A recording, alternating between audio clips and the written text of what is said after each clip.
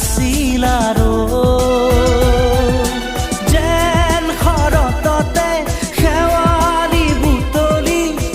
আপোন পাহৰা হৈ কিনো মোহনীয়া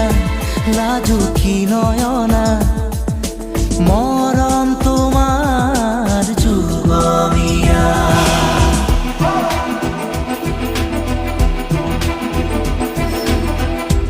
অলকানন্দা ওঠৰ হাঁহি যেন ৰজনীগন্ধা ফুলৰ পাহি অৰুণিমা হৈ আকাশতে যেন আঁকিলা হিৰণ প্ৰভাততে